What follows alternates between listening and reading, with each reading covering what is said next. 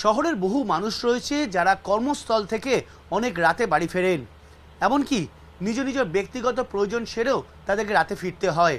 তাদের জন্য ইতিমধ্যেই কলকাতার উত্তর দক্ষিণ করিডর এবং সেক্টর 5 থেকে হাওড়া ময়দান মেট্রো পরিষেবা রাত পর্যন্ত বাড়িয়েছে কলকাতা মেট্রো।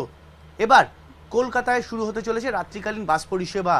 মূলত কলকাতা শহরের বিভিন্ন অংশে এই রুট চালু হতে চলেছে শনিবার অর্থাৎ আজ থেকেই।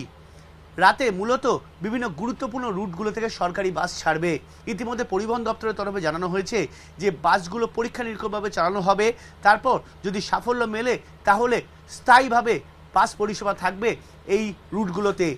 একই সঙ্গে একাধিক রুটকেও পরীক্ষা নিরীক্ষার মধ্যে আনা হচ্ছে, যে রুটগুলোতে সরকারি বাস পরিষেবা থাকবে। যাত্রীদের কাছ থেকে ফিডব্যাক নেওয়া হবে, তারপরই এই বাস পরিষেবা রাত পর্যন্ত থাকবে বলে ইতিমধ্যে পরিবহন দপ্তরের তরফে জানানো হয়েছে। অনেক সুবিধা হবে, কারণ সরকারি বাস তো 6টা-7টা পরে পাওয়া যায় না। তা যদি এখন রাত পর্যন্ত চলে তাহলে সবারই সুবিধা হবে। বলছে বিভিন্ন গুরুত্বপূর্ণ ডিপো থেকে ডিপো সরকারি বাস দেওয়া হচ্ছে। হ্যাঁ, এইটা কতটা আপনাদের সাধারণ প্রচুর সুবিধা হচ্ছে, কারণ আগে আজ থেকে 3 মাস আগে কোনো বাসই ছিল না। হ্যাঁ, তারপরে এখন তো উনি শুভেন্দু অধিকারী আসার পর থেকে বাসটা অনেকটা অ্যাভেলেবেল হয়েছে এবং রাস্তাঘাটে অবশ্যই দরকার আছে।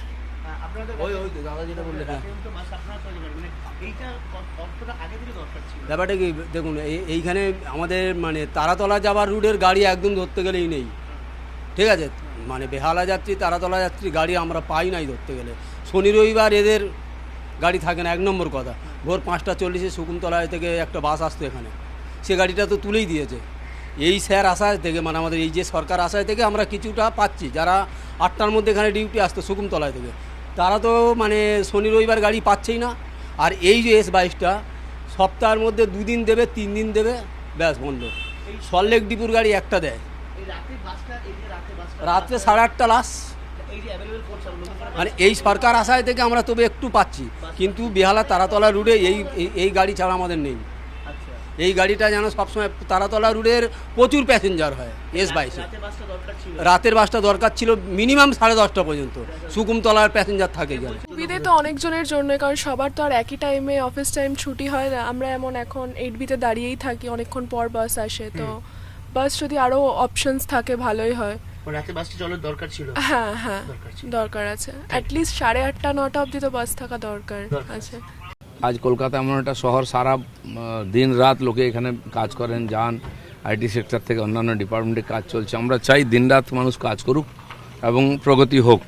মহিলাদের রাস্তায় বেরোনো, রাত্রে অফিস করা বন্ধ করে দিয়েছিল সরকার। কোন দিকে? মধ্যযুগের দিকে নিয়ে যাচ্ছিল। তো আজকে বিশ্বের সঙ্গে তাল মিলিয়ে যদি চলতে হয়, এগুলো আমাদের করতে হবে। সরকার ক্ষমতায় এসেই পরপর এই ধরনের স্টেপস নিচ্ছে। অর্থাৎ যাত্রী পরিষেবা এবং সুবিধার্থে এই রাতে বাস চালানো অত্যন্ত প্রয়োজন বলেও মনে করা হয়েছিল পালাবদলের পর, এবং সেটাই কার্যকর হতে চলেছে নয়া সরকারের হাত ধরে। ক্যামেরায় সুমিতের সঙ্গে সায়ন্ত ভট্টাচার্য, TV9 বাংলা, সল্টলেক করুণাময় ডিপো।